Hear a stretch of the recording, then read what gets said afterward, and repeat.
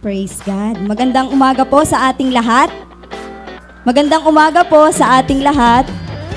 Ayan, isang mapagpalang araw po sa atin. Ano po? At saka po sa mga nanonood online, a blessed day to all of you po. At welcome po sa gawain ng ating Panginoon. Wine-welcome ko din po sina Ate Tintin at saka si Kuya Wally. Minsan pa sa gawain ng ating Panginoon. Si Ate Jaira, hello. Hello po. Welcome po sa gawain ng ating Panginoon. So, yan. Sa umaga pong ito, darako na naman tayo sa pakikinig po ng mensahe ng Diyos sa ating buhay. So, sino po dito ang excited na? Sino po ang excited na sa pagtuturo ng Lord? Sino po ang excited na sa greater encounter na gagawin ng Lord sa umagang ito? Amen. Lahat po tayo excited dahil lahat tayo ay nagtitiwala at lahat tayo ay kumakapit sa salita po ng Panginoon, sa pangako ng Diyos. So sa oras pong ito,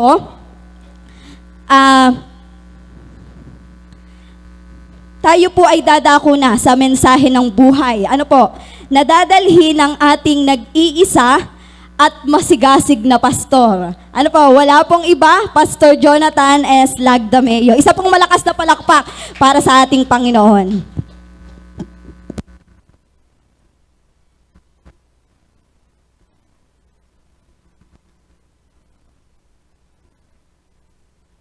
Malayo ba? Malayo? Ha? Talagang kailangan iaangat, Sorry, that's...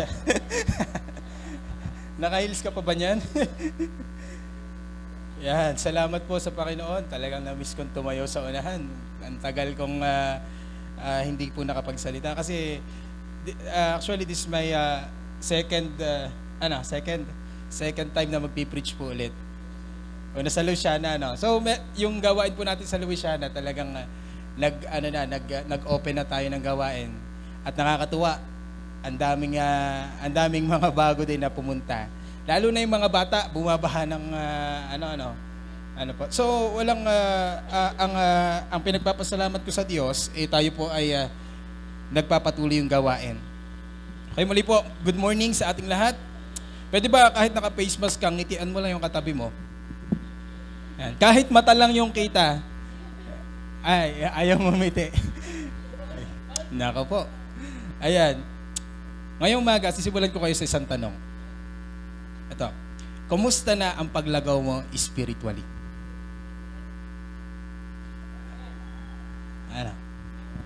Amen? Kamusta yung paglagaw mo? Kasi, mababasa natin, ang ating tinatalakay ngayon, isang taon, is, step up. Nag-i-step up na ba? Kumbaga sa puno, may dahon na ba na sumusibol sa iyong spiritual? Hopefully meron, ha. Kahit pa paano, merong may kahit kaunti, tawag doon. Yung nagkakadahon na. And before we proceed sa atin pong topic na nga yung ating kung natatandaan nyo, series. Mamaya yan. Series po natin is Building Principle. Nilid ako ng Lord na i-challenge muna kayo dito sa series natin. Why building principle is so important? Bakit kailangan may principle tayo sa ating buhay? Okay, sabi ni J. Wilbur Chapman, meron ka? Wala? Yan, kaunahan ko sinend. Sige, basahin ko na lang. Sabi ni J. Wilbur Chapman, sabi niya, "It is not the ship in the water." Intindihin nyo na lang, hindi ko kayang i-post dito. "It is not the ship in the water, but the water in the ship that sinks it." Gets nyo? So, it's not the Christian in the world, but the world in the Christian that constitutes the danger.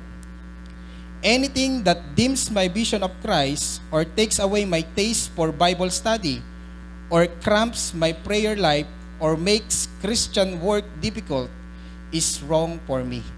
And I must, as a Christian, turn away from it. Naintindihan niyo? Oh, English?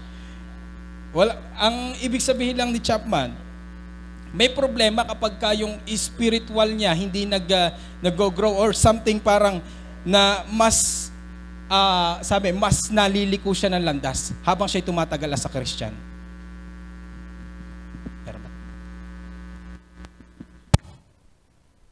Bilang tanong sa atin, kung gusto natin mag-grow, paano mo binabantayan yung Christian life mo? Masyado ka ba nag-entertain ng mga worldly things, worldly habits sa buhay mo? Yeah. Kaya napakahalaga, building principles. Yan. Pakibalik sa building principles. Kasi ito yung magiging boundaries natin as a Christian. Tama? Check nyo yung buhay nyo, may boundaries na ba ako as a Christian? Na, oops, hanggang dito lang pala ako. Okay? Kasi maraming Christian nagkakaproblema. Because they don't know their principles. Hindi nila alam yung kanilang paninindigan. Hindi sila maka-stand kasi hindi nila alam yung paninindigan nila. Hanggang saan lang ba ako? Okay? Kasi ang hirap pagka wala kang boundaries. Kapag ka walang boundaries yung buhay mo, para ka naglalaro ng basketball na walang rules. Okay? Na kapag ka pinasa sa'yo yung bola, imagine, basketball walang rules ha, na kapag binasa sa'yo yung bola, pwede mo nang itakbo, iuwi hanggang matapos ang laro. Kasi wala namang rules eh. Or pwede rin na kapag pagkapasas ng bola dun sa kalaban, pwede mong sapakin tapos kunin yung bola. Kasi walang rules. Tama? Bakit pumipito ba ang referee? Kasi yung referee nakakaalam ng mga rules. Tama? Na pagka isang player nag-cross dun or sabihin na nga nating naglagpas dun sa boundaries ng laro, nung game na yon, pipito yung referee at sasabihin ay foul or outside. Buti sana yung mga Christians may pumipito sa langit. Kapag tayo kinocross natin yung line as a Christians, may pumipito sa langit. Halimbawa, nakagawa tayo ng hindi maganda, makarinig ka ng pito at sasabihin sa'yo, oops, mali yan. Pero wala eh. Kaya ano yung ginagawa natin? Building principles. Ikaw yung mismong, sabi nga, guguhit ng linya para sa sarili mo. It is like, sabi nga, self-restrainment or parang yung sarili mong kusa. Kasi ang Diyos naman hindi namimilit di ba? Binigyan tayo ng free will ng Diyos para mag-decide ka kung ano yung ipapamuhay mo dito sa mundo. Gusto mo mong mamuhay ng ikaw ang hari, ikaw ang nasusunod, walang problema sa Lord. But, merong consequences. Okay? So, napakahalaga talaga na merong principles. I will tell you this, serving God ay merong cost. Hindi ito basta parang magse-serve ka lang, tapos sabi nga, serving God without cost you anything is maaring hindi ka seryoso. Because it has always a price. It has always a cost. Sabihin niyo sa akin kung paano mag-serve ng nasa easy mode. Or yung something, sabi nga sa game, di ba nakapag-game na kayo, merong pinipili. Easy, hard, very hard, ano pa ba yan? Very easy, di ba may mga ganon? Meron sa game noon na pwede kang pumili as a Christian na, Lord, dito na lang ako sa easy. Kasi ito lang yung kaya ko. Wala pa ako nakitang ganon. Ang nakita ko lang is Mark chapter 8 verse 31. Ano sabi sa Mark chapter 8:31? Meron. 34 pala. Sabi, then he called the crowd to him along with his disciples and said, if anyone would come after me, he must deny himself and take up his cross and follow me. Walang easy mode. Walang, Lord, dito lang ako sa easy. Na kapag ka natutokso ka na, sige, go with the flow ka na lang. Na kapag ka napapagod ka na, sige, pwede kang umayaw, saka na lang ulit maglingkod. Walang ganon, kapatid. It is like, ang sabi ng Diyos, he must deny himself. Ano pa? Take up his cross and follow me. I will tell you again, it has, or meron itong presyo. May sakripisyo. Kaya salamat sa Diyos kung tayo nagsasakripisyo para sa Kanya. Okay? Kasi talagang titingnan natin, si Peter, ginibap niya yung kanyang job. Ano ba si Peter? Si Mateo or si Levi, ginibap niya yung pagiging tax collector. Sumunod kay Lord John. Si Abraham, muntik na niyang i-give up si pero decided na talaga siya, tutuluyan na niya si Isaac, di ba? They are willing. Last question, tayo, ano na bang nag-give up natin para sa Diyos? Meron ba? If meron, salamat sa Lord. Pero kung wala, this is the challenge para sa ating mga Christians. Okay? Ayan. Kaya meron tayong tinatawag na building principles. Ay, parang seryoso. At least merong message ngayon, hindi pa ako nagsisimula pero may message na si Lord. Kasi gusto ko kayong i-challenge dito sa ating team na habang binibuild natin yung principles, dapat ito ay biblically founded. Hindi yung basta tama sa atin, hindi yung basta parang pananaw natin, ito yung tama, hindi, dapat biblically founded.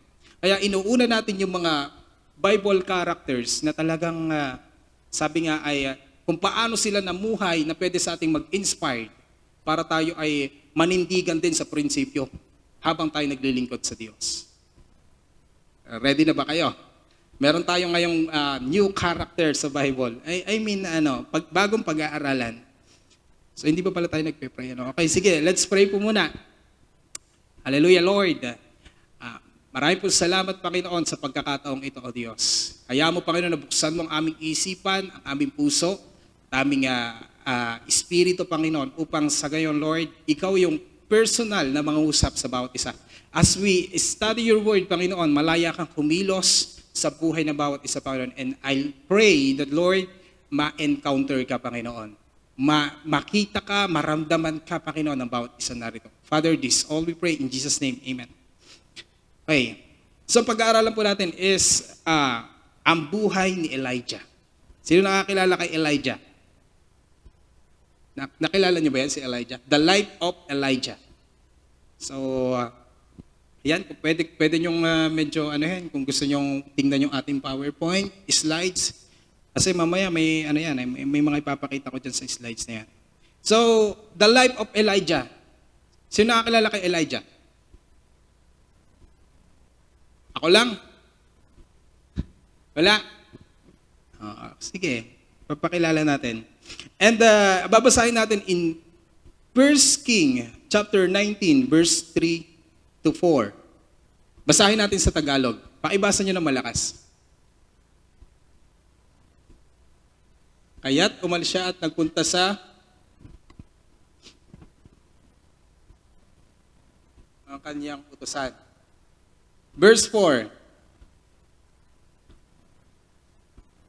At mag-isang pumunta sa ilang. Pagkatapos ng maghapong paglalakad ay naupo siya sa lilim ng isang puno at nanalangin ng ganito, Yahweh, kunin na po ninyo ako. Ako po'y hirap na. Mabuti pa pong, mamatay na ako. Nakapag-pray na ba kayo ng ganyan? Mamaya, tingnan natin. Ang topic ko ngayon is very related. Relate din ako. Kasi talagang ang tagal kong binubuno sa akin to. Title ko ngayon is, I'm Not Okay. I'm not okay. Sige, sa isa pang pagkakataon, tingnan mo yung katabi mo. Yan. Ayan. Kailan yung huling beses na kinumusta mo yan at tinanong mo kung okay lang ba siya? Ngayon? Araw-araw? Pag tinatanong mo, hindi natin madalas ito maririnig kasi ang laging sasabihin ng mga tao, okay lang ako. Kahit deep inside, pagod sila. Hindi talaga sila okay. And after this message, I will encourage everyone na talagang, sabi ko na sa'yo, it is okay not to be okay. Nito lang, kung nakakasubaybay kayo sa, ano yun, AGT. Alam niyo AGT? Asia's Got Talent. Mayroon dong isang babae na kumanta. At ang kanta niya ay, It's Okay. Nakita, nag-viral yon sa social media, di ba? At ang pangalan niya ay si, tinawag siya, kasi isang apelyido niya, hindi mabigkas or ano. Kaya ang pinangalan sa kanya ay Jane Nightbird. Ayan. Nakita niyo ba yan? Jane Nightbird? Ayan. Nightbird. Nag-golden buzzer yan, si Jane Nightbird. Alam niyo kung bakit? Sa kanta niya, sa personal composition niya na, It's Okay. Alam niyo bang pinagdadaanan ni Jane Nightbird? Meron lang naman siyang cancer na kumalat sa kanyang liver, sa lungs, at saka sa spine. Kaya medyo malusog siya nung mga time pa na yan. Pero after that hindi na siya nakapagpatuloy. Kasi bakit? Mas lumala yung cancer niya. Pero ang sabi niya, it's okay. Sometimes, it is good thing. Para i-encourage mo yung sarili mo na, alam ba, bumagsak ka sa exam, okay lang yan. Di ba? Mayroon pang pagkakataon. Meron nga, nag-exam, 99 take na eh. Hindi pa pumapasa. Ay, yung pang 99 niya, saka siya pumasa. Yun yung nasa Guinness World of Record. Talagang ang daming exam. Pero sasabihin mo, okay lang yan. Di ba na sinasabi natin sa sarili na para hindi tayo masyadong apektado, okay lang yan. May next time pa naman. Sometimes, it is a good thing. Pero sometimes, yun nga, sasabihin natin, it is okay not to be okay. Hindi laging kaya. Hindi laging okay. Ang Diyos, nag-create siya sa atin ng different kind of emotion. At actually, balanced emotions. Tama? Kaya sabi sa Ecclesiastes, may panahon ng pagtawa, mayroong panahon ng, pag-iyak. For us to impress or gamitin natin yung panahon ng, sabi nga, the sad emotion is gamitin natin doon sa mga panahon na tayo ay nakakaranas ng mabibigat na sitwasyon. Or tayo ay nakakaranas ng mga masasakit na pangyayari. Alangan naman namatyan ka tapos tawan-tawa ka. Diba? So hindi balance. So God created that emotion for us to express when life becomes tough or hard or painful. Okay? So, ulitin ko, when things are not okay, sometimes, it's okay not to be okay. Ay, tingnan nyo na yung katabi nyo. Parang, okay pa ba yan? Okay. And dito sa sa kwento, sa 1 King, si Elijah, we can see that the servant of God, the prophet of God, dumating sa punto na hindi siya okay. To the point na sabi niya, Lord, kunin mo na ako. Hindi ko na kaya. Kunin mo na lang kaya ako. Because of his facing a lot of hardship, a lot of pains. Maybe someone here, meron kayong same situation kay Elijah. I'll hope na makatulong sa inyo itong message. Okay? So, ito pong bibitawan ko. Meron ditong dalawang scenario and this will be my 2 points para po sa message nito. If we read 1 King chapter 18 and 19, makikita natin yung mga highlights places dyan. Kaya itong ginawa kong points. Yan. Dalawang bahagi lang po ng message ko ngayon. And what is the principle na iiwan sa atin ni Elijah? Okay, number 1 is from Mount Carmel to solitary broom tree. Pag binasa niyo yan sa mamaya mababasa natin yan. Gusto ko lang ipakita yung points ko. From Mount Carmel, yung first part is from Mount Carmel to solitary broom tree. And the second part is from solitary broom tree to Mount Sinai or bundok ng Sinai. Okay. Sige, kasi marami sa inyo hindi pa nakakilala kay Elijah. Pag may time kayo, basahin nyo. 1 King chapter chapter 18 or chapter 16, doon nag-start yung life ni Elijah. So, what happened? Bakit ba si Elijah dumating sa punto na ganito? Na, Lord, kunin mo na ako. Kaya kwentuhan ko muna kayo, ano bang nangyari? Kasi kung babasahin natin, abutin tayo ng hapon. Okay, so, kwento ko lang. Chapter 18. Ayan, teka lang ha, may kopya ako dito. Yan. Si Elijah is a prophet of God na tinawag ng Diyos. At si Elijah, sabi niya, nagpatawag siya ng meeting, kaharap si King Ahab, tsaka yung mga propeta ni Baal, 450 prophets of Baal, pinatawag niya. Kaharap ng maraming crowd ng mga Israelites, lahat ng Israelites. Kasi nung time na yon, ang Israelita is tumalikod na sa Panginoon, sumasamba sila kay Baal because of their king, Ahab. Kaya ang ginawa ni Elijah, prophet Elijah, pinapunta siya ng Diyos, challenge na ang hari at kaharap yung mga Israelites dito sa Mount Carmel. Tapos, ang sabi ni Elijah sa mga Israelites na kaharap, sige ngayon, patutunayan natin kung sino ang talagang Diyos. Nagkaroon ng contest. Sa mga nakakaalam ng kwento nagkaroon ng contest, ang sabi ni Elijah, maghahandog ang kampo ni Baal o yung mga propeta ni Baal at saka si prophet Elijah. So, imagine, meron dalawang dambana, doon yung propeta ni Baal, dito yung kay Yahweh.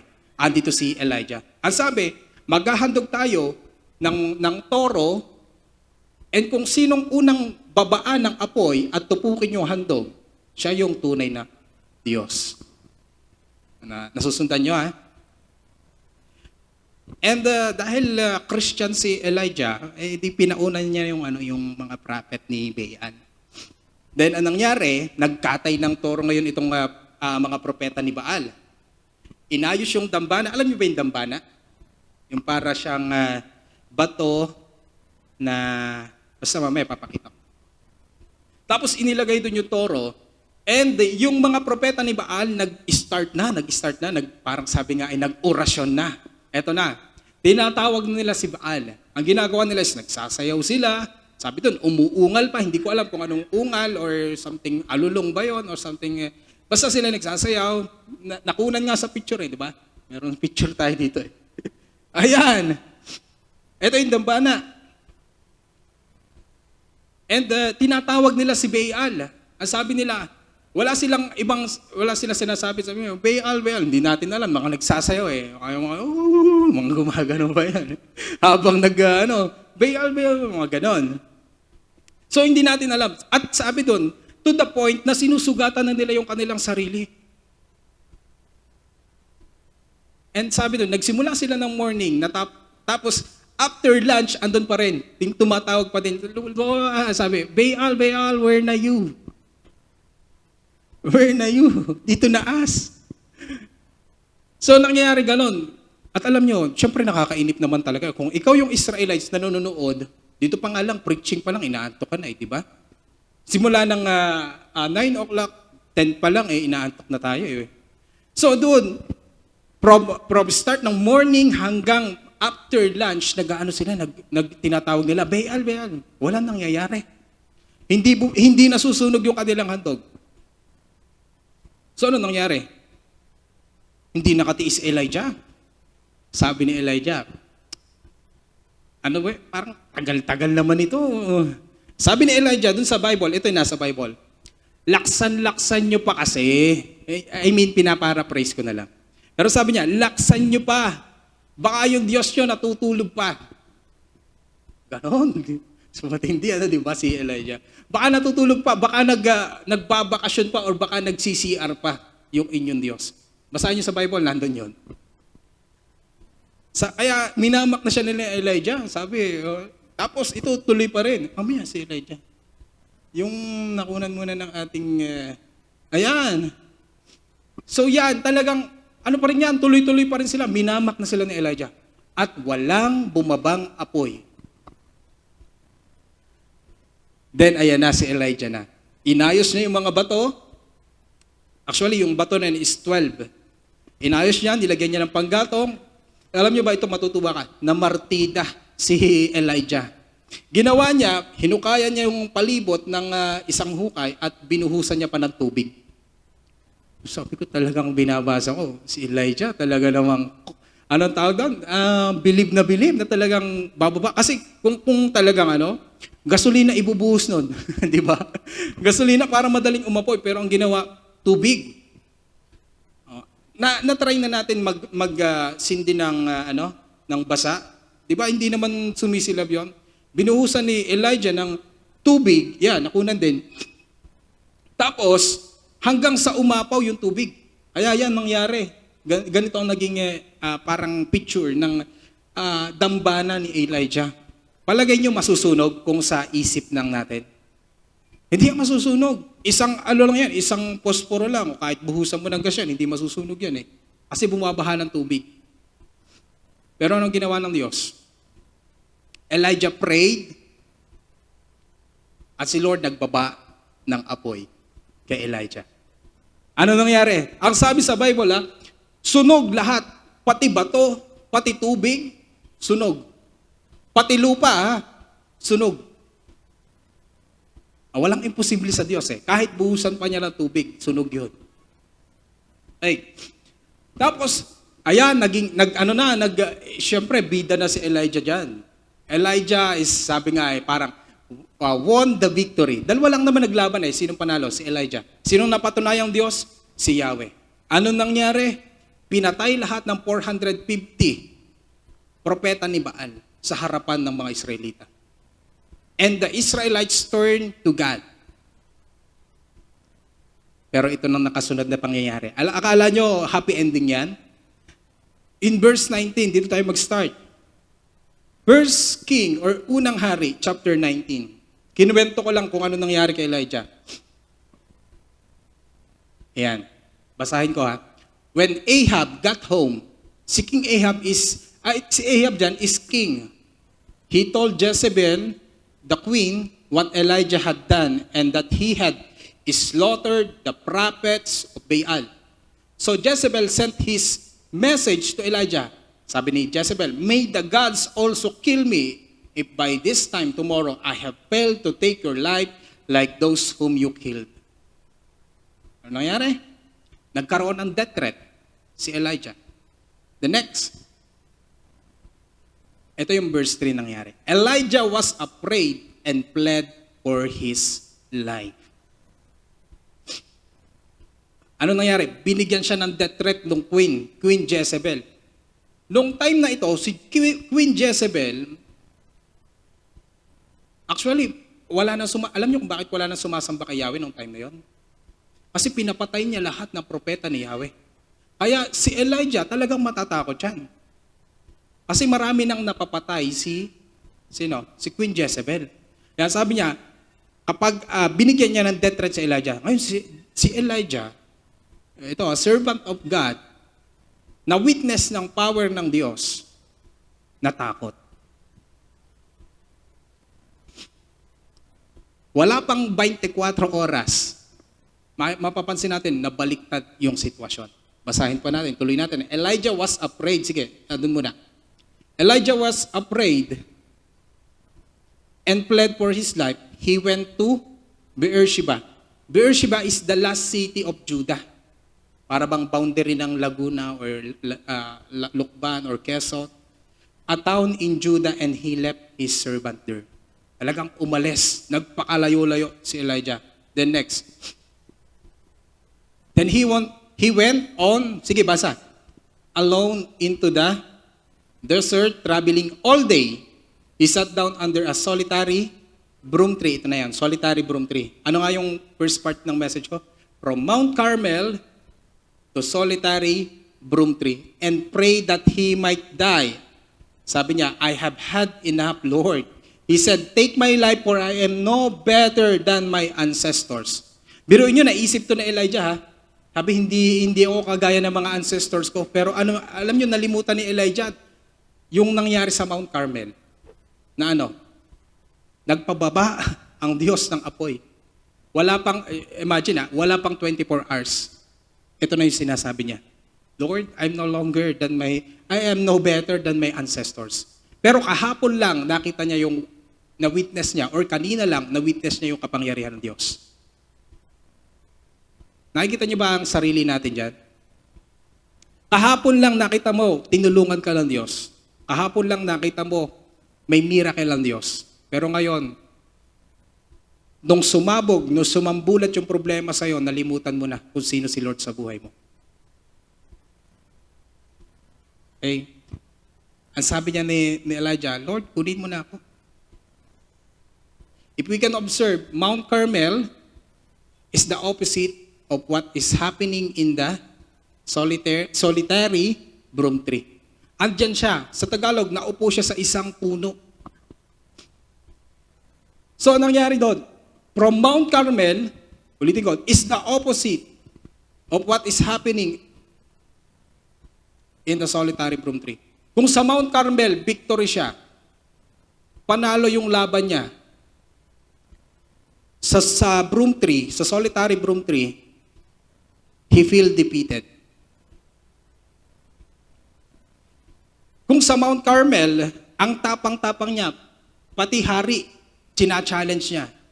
Pagdating dito sa broom tree, what happened? Takot siya. Takot na takot. Nag-iisa. And kung sa Mount Carmel, ang tingin ng mga Israelita, hero siya. Wow, hero. Nakapagpababa ng apoy. Pagdating sa solitary broom tree, ayaw na niyang magpatuloy. I want you to imagine, wala pang 24 hours. Ganyan ang senaryo. Okay?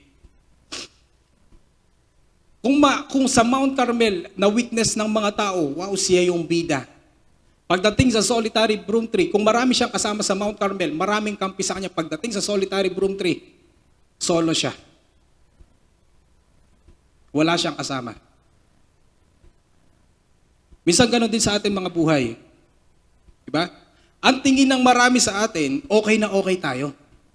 Ang tingin nila sa atin, hero tayo. Tingin ng mga anak natin sa atin, hero tayo. Tingin ng iba sa atin, hero tayo. Pero hindi nila alam pag solo ka na.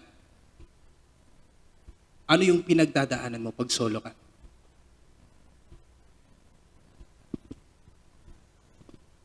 Okay ka sa labas, pero deep inside, gusto mong ipakita dahil nag-e-expect ang mga tao sa'yo. Nag-e-expect ang magulang mo. Nag-e-expect ang mga kaibigan mo sa'yo. Kaya pinapakita mo okay ka sa labas. Pero deep inside, pagod ka na din. Nag-e-expect ang asawa mo, nag-e-expect ang lahat ng mga tao sa paligid mo. Pero deep inside, pagod ka na din. Gusto mo na rin sumuko. Pakitingnan yung katabi nyo. Yan. Minsan, ngingiti-ngiti lang yan, pero siya to eh. Diba? Hindi lang pinapahalata sa'yo kasi ayaw niyang madamay ka. Because our life is tough sometimes. May mga talagang pinagdadaanan tayong matindi. And the same here, sabi ni Elijah, Lord, pagod na ako. Lord, kunin mo na lang kaya ako. Ayoko na magpatuloy. Alam mo kung anong klaseng prayers to? Prayers to ng taong pagod. Tama? Ayaw kong umiyak pero talagang prayers to ng taong nahihirapan. Tingnan nga natin, verse 4 sa Tagalog. Sige, pakibasa. Itong prayer, Yahweh. Or sabihin natin, Lord, kunin na po ninyo ako. Ako po'y hirap na. Mabuti pa pong, the saddest thing, mabuti pa pong mamatay na ako. Kasi alam niyo nangyari kay Elijah? Hindi lang naman dun sa Mount Carmel eh. Si Elijah yung din nagpakain, no, natatandaan nyo yung sabi niya dun sa babaeng balo?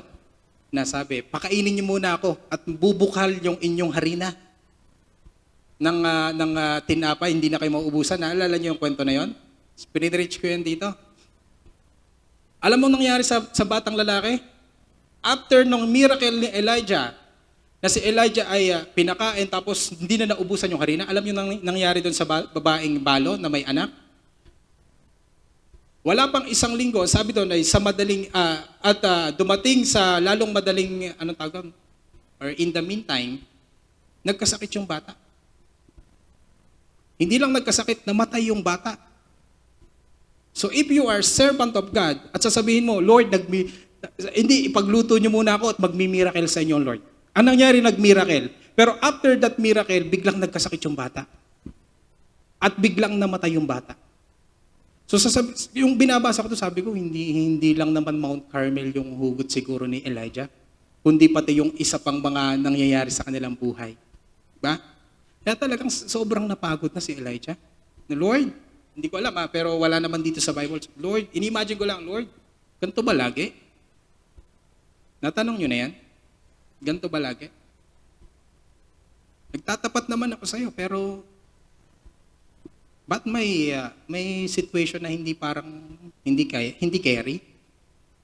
Okay? Anong gusto ipakita dito ng Diyos, ng Bible? Meron tayong limitations.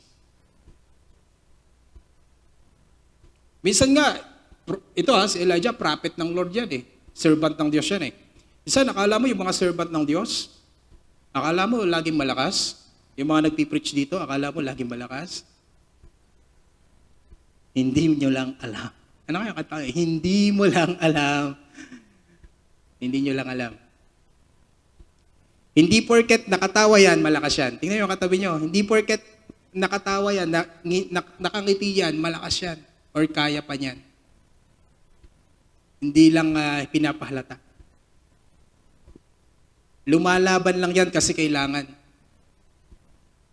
E di ba tapikin nyo lang yung inyong mga katabi at yan. Okay, ano ang topic natin? I'm not okay. So ngayon, ibubuhos natin, I'm not okay. Huwag ka na magkunwari sa Lord, alam naman ng Lord lahat. Okay.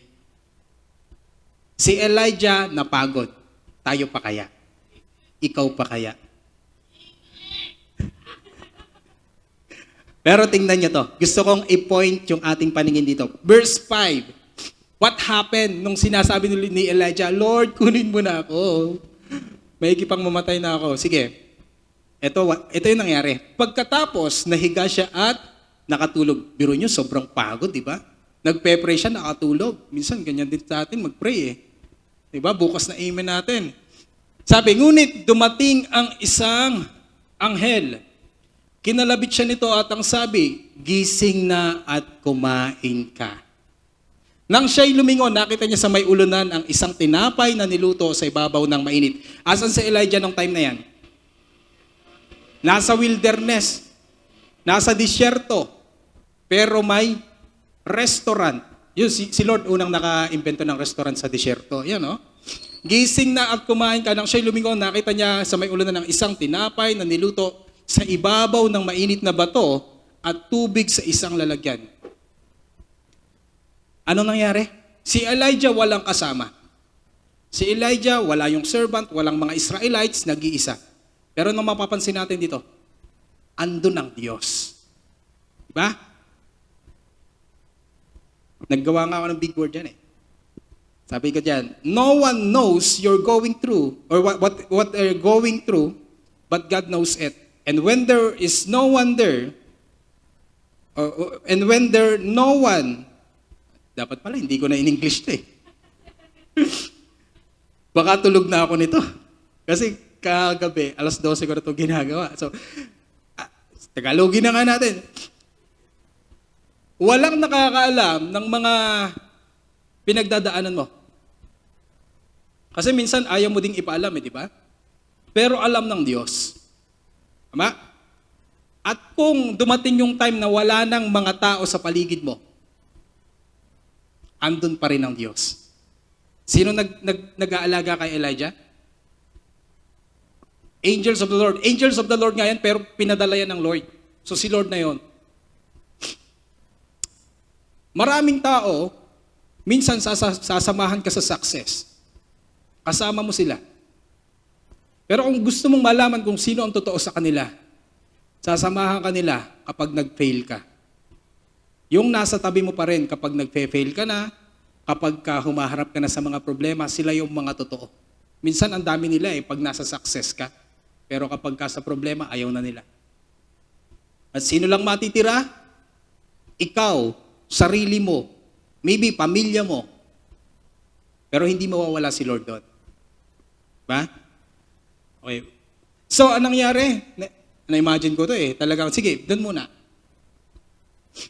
Yan, sabi niya. Tinapay na niluto sa ibabaw ng mainit na bato. So, ang ginawa, ang sabi ng anghel ng Lord, pagod si Elijah, nag-pray, sabi ng anghel ng Lord, Elijah, gising na. Kain na. Gutom lang yan. Diba? Na-imagine nyo to? Minsan parents naiisip ko dito di ba? Kasi minsan yung parents na unawaan tayo. Yung ating pinagdaanan, galing ka sa exam, maya-maya makakatulog ka dahil sa sobrang pagod, mamaya gigisingin ka ng parents mo. Na, kain na. Ayan. Yan mga parents, alam yung pagod mo. And gigisingin ka niyan, nak, kain na. Yan. Naisip ko nga dito paano kaya kung sinabi ng Lord na, Elijah, gising na, magluto ka na. Di ba? Hindi, pinagluto siya ng Diyos Di ba? At makikita natin dito, kumain nga siya at uminom, pagkatapos ay nahiga muli. Kung lola mo to, yari ka dito. Tama? Na pagkatapos, or kung nanay mo to, tiyak, sigurado, yari ka. Na pagkatapos mo kumain, ay tulog ka uli. Pero si Lord, naunawaan ng Lord si Elijah. Kaya sabi, pagkatapos ay nahiga muli. Next verse. Ngunit bumalik ang anghel ni Yahweh, ginising siya muli at sinabi, bumangon ka at kumain, napakahaba pa ng lalakarin mo. Nung binabasa ko to, akala ko ito yung parang ipapagawa ng Diyos, yung sinabing napakahaba pa ng pupuntahan mo, or ng lalakarin mo, or ng purpose mo, marami pa akong ipapagawa sa'yo. Pero nung binasa ko talaga yan, naunawaan ko, ang concern dito ng Lord na napakahaba ng lalakarin mo, ay yung talagang pupuntahan niya. In last verse, tingnan natin kumain nga siyang muli at uminom, at ang pagkain iyo'y nagbigay sa kanya ng sapat na lakas upang maglakbay ng 40 araw at 40 gabi hanggang sa Sinai or sa Mount Sinai, which is my second part ng aking message. From solitary broom tree to Mount Sinai. 40 ang bundok ng Diyos. Actually, nung binabasa ko to, sabi ko, kung hindi siya ginising ng Diyos muli para kumain, hindi siya tatagal sa 40 days. Ano makikita natin dito? God is concerned. Tama? Kasi kung binalikan siya ng Lord nung kumain na siya si Elijah at natulog muli, bigla siyang binalikan ng Diyos. Naku, kulang pa yung kain nito. 40 days tong maglalakad sa initan. Ginawa niya, Elijah, kain ka pa. Mahaba pa yung lalakarin mo. Napakabuti ng Diyos, makikita natin nagbigay ito ng lakas sa kanya. Sabi, sapat na lakas upang maglakbay ng 40 araw at 40 gabi papunta sa Mount Sinai. So God is concerned and God encouraged Elijah. Meron akong assignment sa inyo. Ready na ba kayo sa assignment? Maghanap kayo ng isang kilala nyo na gusto ng sumuko. Ito ang gagawin nyo sa kanya. Pag nahanap nyo to, ipagluto nyo.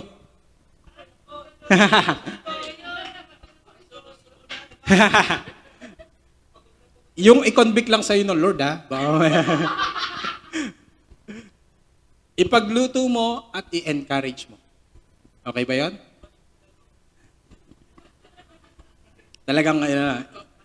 That is your assignment. Kumustahin natin sa next week. It's either asawa mo, it's either mga kakilala mo, friends mo. Hanap ka lang ng isa, Lord, sino po ba yung sa palagay mo pagod na pagod na? And i-treat mo. Or something, dala mo ng pansit dyan sa ano. At sabihin mo, kaya pa yan. Laban pa, tuloy pa. Meron tayong Lord. Kumustahin natin next week ha. Gusto ko nang tapusin. Kaya dito, makikita natin, saan papunta si Elijah? Saan daw papunta? Papunta ng bundok ng Sinai. Ito na yung principle na gusto kong sabihin sa inyo. Na itinuro sa atin ni Elijah. Anong title natin? I'm not okay. Kapag dumating yung time na hindi na tayo okay, ito yung principle. Punta ka, or lapit ka, or puntahan mo ang Diyos. That is very basic. Minsan, tumatakbo tayo sa hindi sa Diyos. Ha? Minsan, panghuli pa yan eh. Minsan, kapag talagang kailangan natin, takbo tayo sa kaibigan natin, sa kakilala natin, sa close natin. Pero huli pa ang Diyos. Pero this time, this principle, actually, nung naglakbay si Elijah, hindi naman siya tumakbo eh. Meron talagang destination. Nung naka-receive siya ng death threat, meron talaga siyang destination. At saan yung destination na yun? Saan? Sa Mount Sinai. Ano yung Mount Sinai? Bundok ng Diyos. Gusto niyang ma-encounter muli ang Diyos. Okay? Kaya isa lang ang direction niya ni Mount Sinai. Ni Prophet Elijah. Natakot siya, napagod siya, gusto niyang bumalik kung saan naroon ang Diyos. Kasi noong time niyan, wala pang Holy Spirit, hindi pa kalat yung presence ng Lord.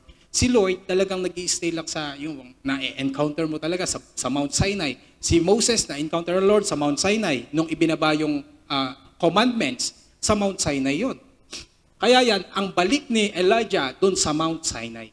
Doon sa kung nasaan niya pwedeng ma-encounter ang Diyos. Kaya pag tayo napapagod, tayo ay natatakot. Kagaya ng ginawa ni Elijah, iwanan mo muna lahat. Minsan kailangan mo rin mag-isa. Nangyari sa akin to. Kaya ako itetestify ngayon. Dumating sa time na pagod ako. Alam yan ng aking wife. Totoo yun. Inaakit nila akong samgyup. Hindi ako sumama. Tama? Nangyari po sa akin ito. Dumating sa time na pagod ako. Inaakit nga nila akong mag-samgyup, sabi ko. Kasi nag-open na ako sa asawa ko. Sabi ko, ay, ano nga sabi ko? Pagod na ako. Di ba? Natatanda niyan. Bihira ako mag-open. Hindi, siguro sa tanang buhay ko, dun yung mga time na seryoso. Isang beses pa lang na ako'y lumapit sa kanya at sinabi kong pagod na ako. Pero alam nyo, even salamat na lang na unawaan niya yung aking situation, nasabi ko, talagang kulang. So sabi ko sa kanya, nagpaalam ako sa kanya, sabi ko, pwede bang gusto ko munang mapag-isa? Hindi ka mag-iisa hindi mo gusto mapag-isa dahil para mag-senti ka or mag-emo. Hindi. Gusto mo mapag-isa dahil kailangan mo yung heart talk na meron kayo ng Diyos. Alam mo ba nangyari sa akin? Kinausap ko ang Diyos. At gayon din ang ating gagawin ngayon. Pupunta ka muna sa solitary broom tree. Okay? Solo ka muna. I mean, in spiritual ha. Baka mamaya pumunta ka pa dun sa labas, maghanap ka ng tree. Spiritual tayo. Punta ka ng solitary broom tree and magkaroon kayo ng heart talk ng Lord.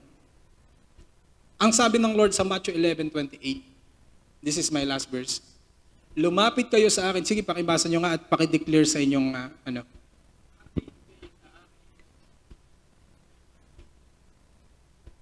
At lubanghan na bibigatan sa inyong pasanin at kayo'y bibigyan ko ng kapahingahan.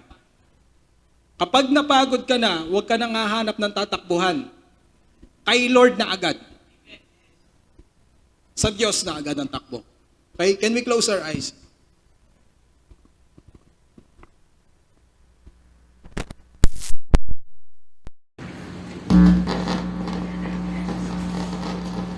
Pupunta ka ngayon sa solitary broom tree.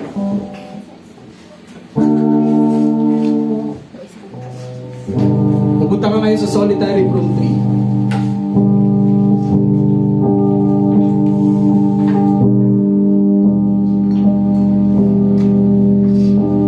Again, our title is I'm Not Okay.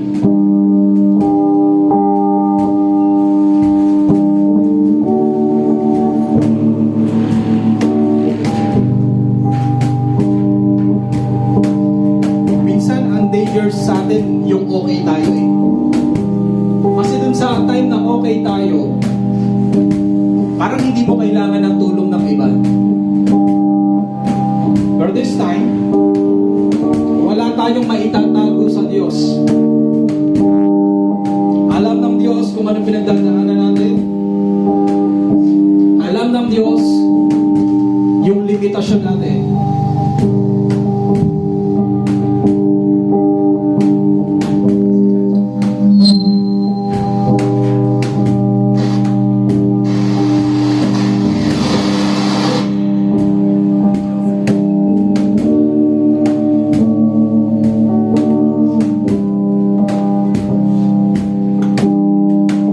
Habang kumakanta yung worship team ngayon, sige, bibigyan kita ng pagkakataon to isolate yourself. Isolate yourself sa lahat ng mga isipin. Isolate yourself sa lahat ng mga tao sa paligid mo.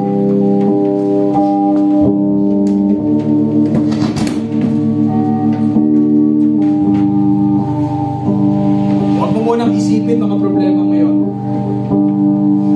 Because the Lord inaantay yung pag-open up mo.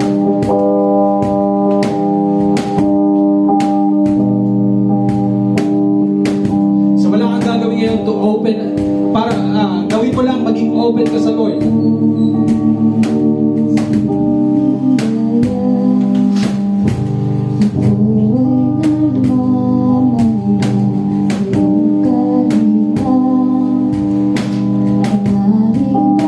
Sometimes we are like Elijah. Gusto nating ipakita na malakas tayo. Gusto nating ipakita na okay tayo. Pero the real, deep inside, sa ating buhay, gusto na natin umayaw.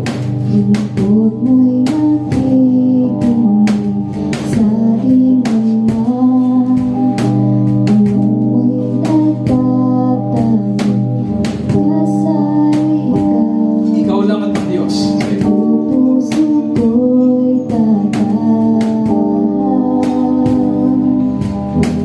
I'll give you 2 minutes para itaas yung situation. Sige, heart to heart, makipag-usap ka sa Diyos.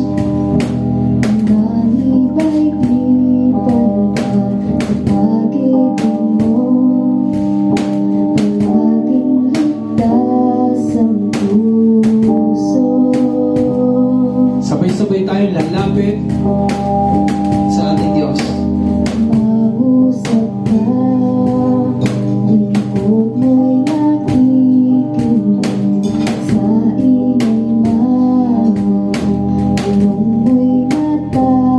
Minsan iniisip natin, wala namang gustong tumulong sa atin.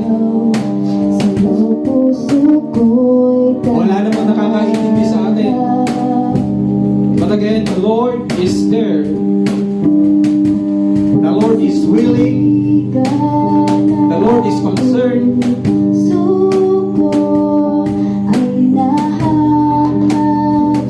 The Lord wants you to go and keep going.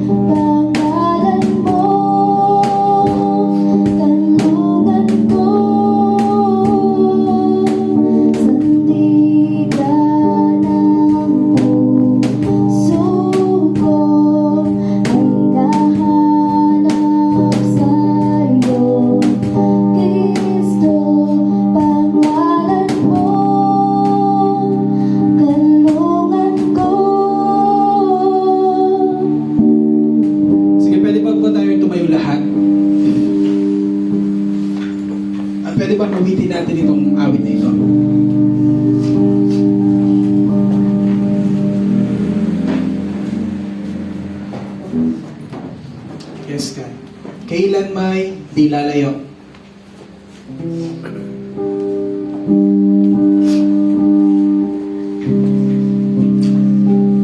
Habang inaawit ito, tandaan mo ito, hindi kailanman. Sabi ng Lord, when He gave Jesus Christ is the promise of the Lord. That means Emmanuel, God is with us forever. Kailanman hindi tayo iwanan ng Diyos, kailanman hindi tayo pababayaan ng Diyos.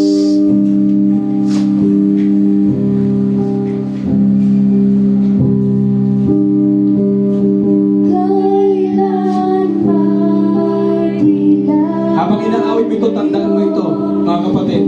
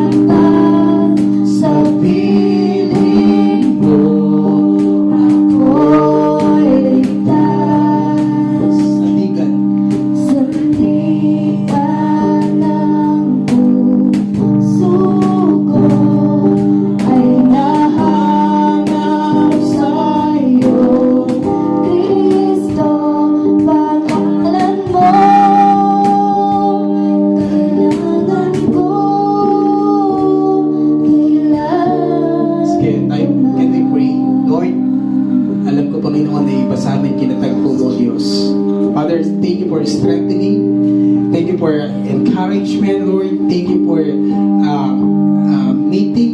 Panginoon, minute mo kami, Panginoon, sa pangailangan, Lord. Lord, meron dito, nag-give up na talaga, pero thank you, Lord. Hinawakan mo kami, Panginoon, o Diyos. Father God, I pray that this message will be intact in our hearts, in our mind, Panginoon. At every time na mararamdaman namin na kami susuko, sa iyo kami tatakbo, Panginoon. Thank you, Lord. Bless every one of us. Also, Lord, yung mga naririto, yung mga nakakapanood, and Lord, yung mga pamilya namin, Panginoon. Bless everyone, Panginoon, with their strength, with your strength, Lord, in Jesus' name, Panginoon. Maraming po salamat. This all pray in Jesus' name. Amen.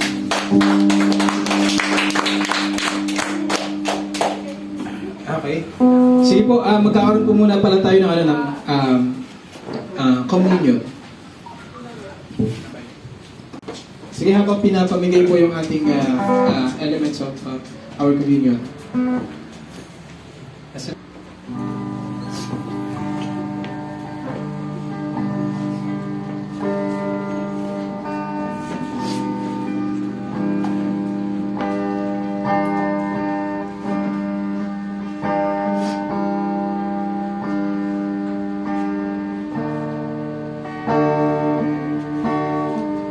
Sige, kung na-receive nyo na po yan, personally, mag-pray tayo sa Panginoon.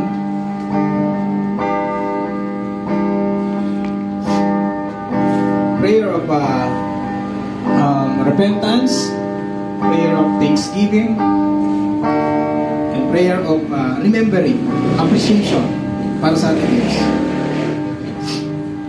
Yung lahat ng gusto mo sabihin to appreciate God, sige, bitawan mo lang, sabihin mo lang sa Diyos.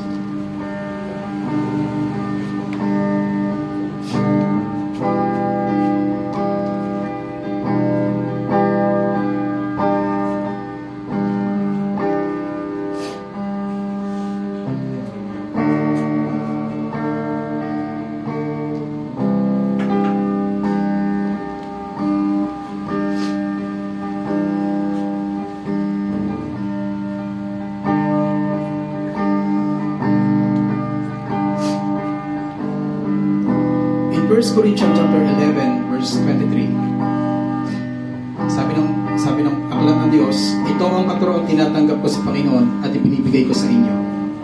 Noong gabing siya ipagkanulo, ang Panginoon Jesus ay dumampot ng tinapay. Pwede ba natin itaas ang tinapay?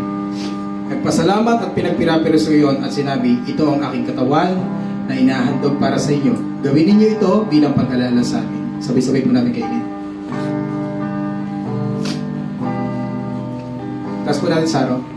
Juice. Matapos maghapunan, dumampot din siya ng kopa at sinabi, ang kopang ito ay ang dugo, bagong tipan ng Diyos, na pinagtibay ng aking dugo. Tuwing inumin ninyo ito, gawin ninyo ito bilang pag-alala sa akin. Sige, sabay-sabay po natin inumin.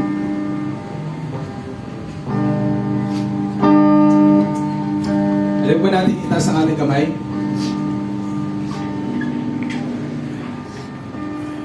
Ngayon, tanggapin natin ang pagpapala ng Diyos Ama, ang pagsama, pag-ibig, ang pag-encourage ng Diyos Anak, ang kapagkagalakan, kapangyarihan, at ang kasiglahan ay binibigay sa atin ng Espiritu ng Diyos. Tanggapin natin ito. Mula ngayon ng pakailaman, ito ang ating dalangin sa pangalan ni Jesus. Amen. Amen.